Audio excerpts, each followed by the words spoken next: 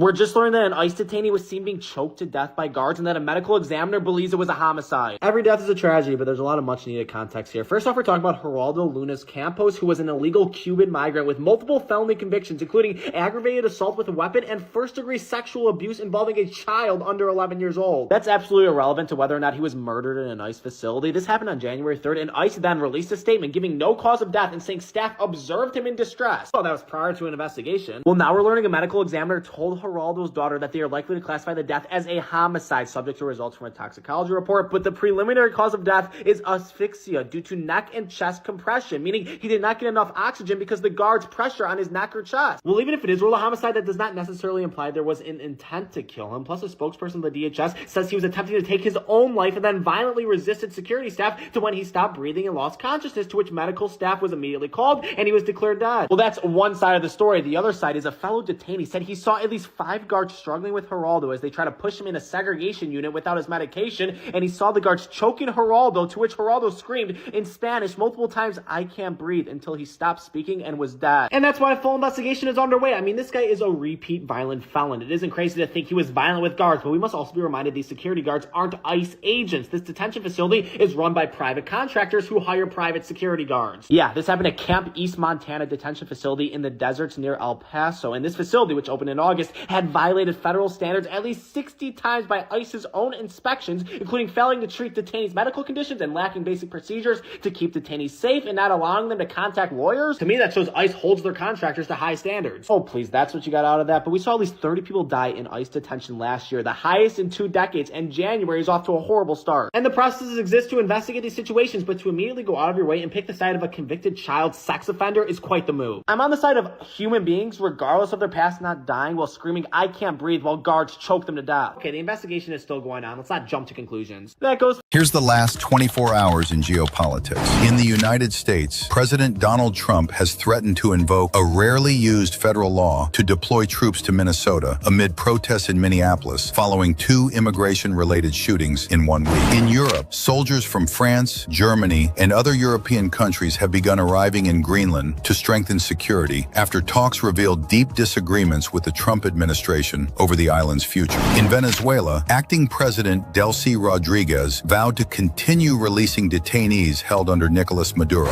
In the United States, U.S. forces seized another sanctioned oil tanker linked to Venezuela as Washington steps up efforts to control the country's oil exports. In Russia, Russia accused the United States of escalating tensions over Iran during a UN Security Council meeting, calling the session a cheap circus and expressing solidarity with Iranian civilians. In Iran, security has been heavily reinforced across Tehran as uncertainty continues, though recent nationwide protests have largely subsided. In India, Kashmir, authorities shut down a medical college in Indian-administered Kashmir following protests by Hindu nationalist groups over Muslim student admissions. In the United States, immigration. U.S. officials announced a suspension of immigrant visa processing for applicants from 75 countries effective January 21st. In Venezuela, Cuba, Havana honored 32 soldiers killed in a U.S. strike on Venezuela earlier this month. In the United States, a U.S. appeals court moved to dismiss activist Mahmoud Khalil's deportation challenge.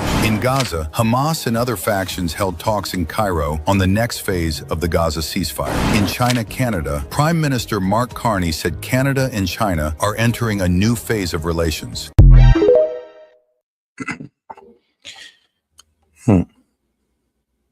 All right, and that's where things are at, and we are live. Yo, this is Set with Set Media, guys, and I'm back with another one for you. All right, guys, we got a lot to get into because we got Trump go ahead and holding an interview in a factory. Then you got him pretty much explaining his healthcare plan, so we're going to go ahead and get into that as well. But let's not forget to double tap that screen, like the video, guys, and let's get right into it. Mr. President, thank you very much for doing this. We really appreciate it. We're standing here on an active Ford assembly line, a little bit of loud, incredible symbol of American manufacturing power. And I got a lot of questions about it. But I actually want to start overseas with Iran. Americans woke up this morning and they saw that you said help is on the way. Yeah. What do you mean by that? Well, there's a lot of help on the way and in different forms, including economic help from our standpoint, and not going to help Iran very much. And, you know, we put Iran out of business with their nuclear capacity, and now depending on what's actually happening. Nobody's been able to give us accurate numbers about how many people they've killed. Well, on that point, yeah, the numbers out now. The numbers outside of Iran are saying 12,000 to 20,000. And then the numbers inside of Iran, they're saying about 2,000 to 2,700. So that's pretty much what both sides are saying. It's absolutely insane, but we'll see, because, you know, Iran did a complete media blackout and they still have it up. We don't know really what's going on with that one, but I mean, they did open up their airspace. It could be a pretty substantial number, and that's going to be a lot of problems. A lot of problems. On that point, you did say the U.S. would get involved if Iran started killing protesters. They have, by the many thousands, according to reports. Well, we'll see what that is. I've heard two numbers, but we'll see what that is. Well, now we're hearing that they're going to start hanging protesters tomorrow. So it comes back to the question, have they crossed your red line, or has the line moved? I haven't heard about the hanging. If they hang them, you're going to see some things that I don't know what where you come from and what your thought process is, but you'll perhaps be very happy. What do you mean by that? We will take very strong action. If they do such a thing, we will take very strong action. And this strong action you're talking about, what's the end game? The end game is to win. I like winning. How do you define that in Iran? Well, let's define it in Venezuela. Let's define it with al-Baghdadi. He was wiped out. Let's define it with Soleimani. And let's define it in Iran, where he wiped out their Iran nuclear threat in a period of about 15 minutes once the B-2s got there. And that was a complete obliteration, as it turns out, which is what I said initially. Then some questioned it, and they said, Trump was right. So we've been right about everything. We don't want to see what's happening in Iran happen. And, if they want to have protests, that's one thing. When they start killing thousands of people, and now you're telling me about hanging, we'll see how that works out for them. Yep. It's not going to work out good. Yeah, because Iran recently announced that they will start hanging protesters. They're going to start by hanging about 800 protesters. They recently said that they were going to pause on it. Now they're commencing. So Trump is pretty irritated with that. And of course, he's saying that, well, success in Iran means regime change at this point. Now, does that mean strikes in Iran? Well, to be continued, since, Israel and Saudi Arabia are pretty much saying, oh, bro, please don't do it, because we'll be the ones that get attacked, along with our military bases. Now, is that enough to deter us or deter Trump? Well, we'll see.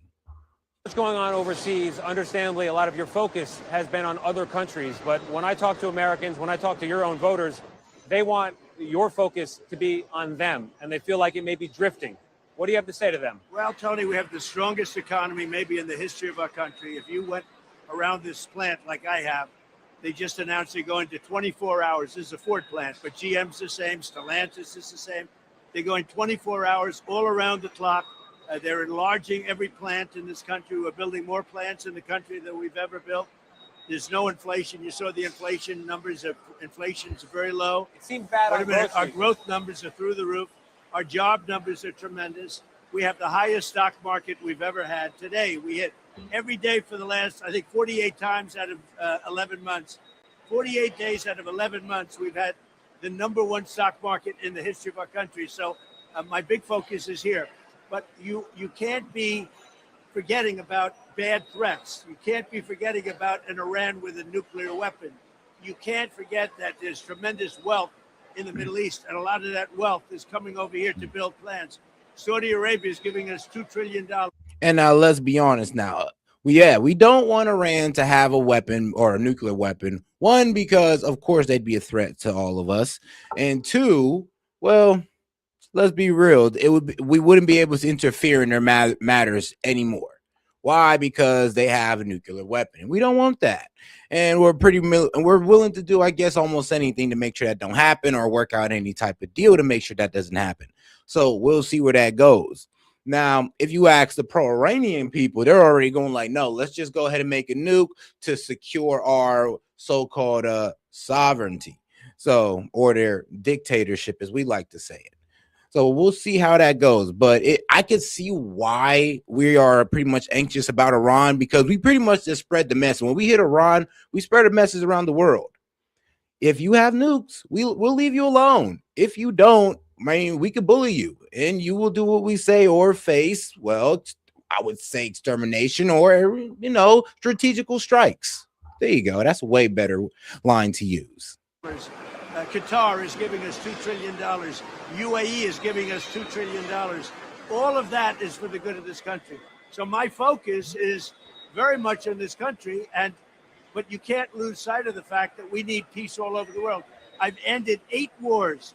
If we had those 8 wars raging, it would be very bad for this country. Mr. President, you mentioned the market there. I've got a question that might affect the markets. It's the Jerome Powell situation. He's the Fed chair. I know you've said you had nothing to do with the investigation, the criminal probe into him, but you have been criticizing him for most of the last year. And even some prominent conservatives say it looks like political retribution. And some prominent conservatives also love it. So, you got to mention them. What do you say to that accusation? As you grow older in this position, you have to mention the other side. More people like it than not. He's been a lousy Fed chairman. He was reappointed by Biden. I was a little surprised at that because I didn't think he really earned his stripes. He's been too high on interest rates, and I call him too late. He's too late to reduce.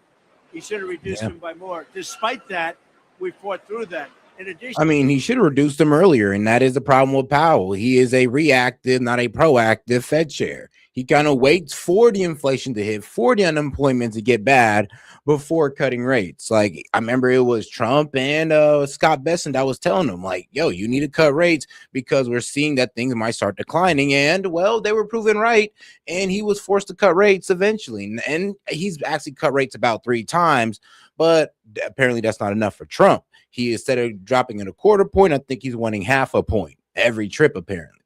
So we'll see what we get once Powell's out and who he nominates to be the new Fed chair. In my honest opinion, I think we just need to get rid of the Fed in general, but hey, that's just me.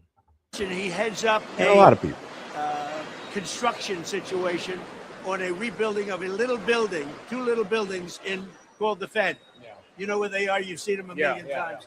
I think I could have done that job. I could have fixed them up for $25 million. He's into billions and billions of dollars, and it looks like they won't open for a long time. And he's either corrupt or incompetent. So on the question of corrupt or incompetent, you're right. Some prominent conservatives are criticizing this. I'll take your word that others are not. You don't have to take my word. What you should do is go out and interview some people, and you'll find out. But on this direct question about political retribution, what it looks like, sir, what's your response? I can't help what it looks like. Look, I've created the greatest economy maybe in history, and you're seeing that now. Plants are being built all over the country. We've never had anything like it. They're leaving Canada. They're leaving Mexico. They're leaving Japan and all over Europe, Germany, all over Europe. They're coming in. Bill Ford Motor Company, he just told me that he's never seen anything like what's happened. I also freed up some of the environmental nonsense, which made it virtually impossible to build a car, and certainly to build a car for the right cost. And they're doing better than they've ever done. AI, we're leading China by a lot. We're leading China by a tremendous amount. We're leading everybody at everything. And then we had a big victory. I would say that even you would say that. We had a big victory with Venezuela. We had a big victory with Iran. We have a lot of victories. We don't have any defeats, and I want to keep it that way. I've got an important question about the situation in Minnesota, the death of Renee Nicole Good. I've been speaking to her father, who is a big supporter of yours, like many Americans are. But he's heartbroken right now. I can understand that. He's heartbroken because his daughter is dead. That's obvious. He's also heartbroken because your administration so quickly has come out and said she's a domestic terrorist. What do you want to say to her father right now? Well, I want to say to the father that I love all of our people. They can be on the other side. As you say, he might be on my side. He is on your side. And I think that's great. And I do. I think it's great. And I would bet you that she, under normal circumstances, was a very solid, wonderful person. But like I said, I don't believe she was a domestic terrorist either. I think that she was just caught up in the moment. She overreacted. Sadly, she made it seem like she was about to drive into the officer, and the officer took reasonable action. And that's the sad story about it. I mean, the worst story is that, well, she was kind of motivated to do this through left-wing media and the pundits that sit there and fearmonger on ice. You know, her actions were pretty tough. I mean, I've seen it many ways and many different shapes and forms. But the bottom line is, look, we have hundreds of thousands of murderers in our countries, killers. ICE is trying to get them out. They were let in through an open border policy of Sleepy Joe Biden. ICE is working very hard to get them out. Their job is being made very, very difficult. And you know, when you look at that tape, it can be viewed two ways, I guess. But when you look at the way that car was pulled away, there are a couple of versions of that tape that are very, very bad. I want to talk about the economy while we have you here. The inflation numbers came out. Overall, not bad, but grocery prices. No, overall, very good. Good for us. Good for our country. Joe Biden had the highest inflation numbers in history, correct? The direction. I have them down to a level that they haven't seen in about 9 years. And Mr. President, help me understand. When I travel the country and I go all over the place and I talk to everyday Americans, they tell me they don't feel it because grocery they prices might not, are up. but they're going to now. I've only been here for 11 months, okay? And, you know, the first few months were really rough, if you look at them, because I inherited a mess. I inherited a mess of crime. I inherited a mess of inflation. I inherited a mess of places closing up and going to other countries. And now we have the hottest country in the world. Tony, we have now the hottest country in the world. And a year and a half ago, our country was dead. We had a dead country. You wouldn't have a job right now. If she got in, you probably wouldn't have a job right now. Your boss, who's an amazing guy. Well, I'll say this. Yes, since the beginning of the year, Trump has brought down inflation to about 2.7, which is honestly pretty good since it was up like at 3% or over the past 3 months. So he brought down inflation. GDP has went up about 3-4%. So that recession that the Dems were fear mongering on, yeah, I mean, we're far from that since we're having multiple quarters of GDP growth. And then we ended off with positive growth in, well, the job market.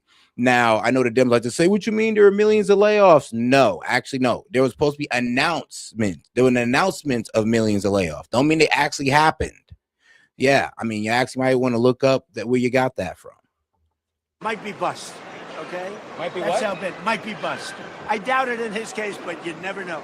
Let me just tell you, you wouldn't have this job. You wouldn't have this job, certainly whatever the hell they're paying you. Our country is rocketing right now. We have the hottest country in the world. If they got in, we would be Venezuela on steroids. Mr. President, I'm just trying to be fair here, just trying to do my job, and I want to talk about this assembly line here. To me, it's vibrant. Listen to the sound. It's incredible, right? I love the sound of an assembly line. It's incredible. But they've got one not far from here. They just idled the electric vehicle plant. Well, yeah, but it's going to gasoline vehicles. Yeah, it's going to go to gasoline. Well, but why don't you say that, Tony? You can't say. You didn't give me a chance. I'm coming there. I'm coming around. I agree. I said I want electric and I want gasoline and I want hybrids. I want everything. But you were going to be forced under the mandate to buy an electric car in a very short period of time. I didn't want that, and I ended that. Now people can have electric, they can have gasoline, they can have hybrid. But are they going to have people to build these cars? The CEO of Ford said not long ago he's got 5,000 open mechanic jobs. He can't find people willing and able to build them. That's a good thing, Tony. That means it's vibrant. You could also have things where you have so many people and they can't get jobs. It's true. We are doing. I mean, he has a point, though. If there's a shortage, and that means one, if you go ahead and be a mechanic, you're going to be well paid. And that means there's going to be a lot of people wanting to be mechanics since, well, there's a shortage and you will be well compensated for being a mechanic. Yes, scarcity creates value. Just the way it goes. So well, it's hard. Now, what's going to happen is people are being trained rapidly, and you're going to have a thing called robots. And robots are going to be a big factor. I predict let's talk about that. Robots are going to be a big factor in the future, and it's going to help out. But you have a situation now where our economy is doing so well that it's not that easy to get people. We're training people, they're training people, companies are training people, and they're doing well. Why do you know, think- that's a positive question you asked me. I don't think you asked it in that way, but we are doing so well right now that we're training people to take those jobs. One other thing, we terminated many federal jobs. Those federal, because that's a good thing, because they want to go private. The way you make our country great is you can't have too many federal workers, all right? Those workers are being trained to go into the private sector at a much higher salary. Yeah, well, let's talk about robotics for a second, because that's a concern of a lot of people working, not only here, but all over the country. What is the future for jobs like these? One guy told me on the way in, he thinks it's a critical threat to his industry. Well, you know, in one light, you're telling me that you can't get workers. Well, that's what the CEO said. Well, you said that, and then you said the opposite. You can't have it both ways. Look, we're going to need help because we're expanding so rapidly that we need people are going to make a lot of money. A skilled worker, a person with talent, education in what they do, not education in nuclear physics, education in what they do. They're going to make a lot of money. Federal workers are leaving the federal government where you have 10 people for every job, and they're going out and they're going into the private sector at 2 and 3 times the salary. And you see that all over. So I only say this. I think that robotics are going to be great because this country won't have enough people if we don't have it. Last Our question. people are going to be trained and they're going to make more money than they've ever made before. Last question. I think you'll be. I was very interested in a comment you made recently about nothing being able to limit your action overseas except for your own morality and your own mind. I'd like to take that same question and apply it here in the U.S. Is there anything that limits your power, your movement, your action here other than your own morality? Well, I talk about morality. I'm a moral person. I don't like seeing death. I don't like seeing our people hurt. I don't like seeing the other side hurt either. You know, when we went into Venezuela, we lost nobody, but a lot of people on the other side were killed. I don't like that. Somebody else would say, oh, that's wonderful. I don't like that. So, yeah, it's limited by my morality, and I have a very high grade of morality, so therefore it's limited. Not the Constitution, not the courts. That's what I thought you were going to Well, say. the Constitution and courts, that goes without saying, but you're asking me what really can stop? We'll never get to the courts. We'll never get to the Constitution because I want to see what's good for our country. And you know what? The courts want to see that too. Mr. President, thank you very much. For the Thank you. record, I do think I'd have this job even if the other guys won. Yeah, but at a lesser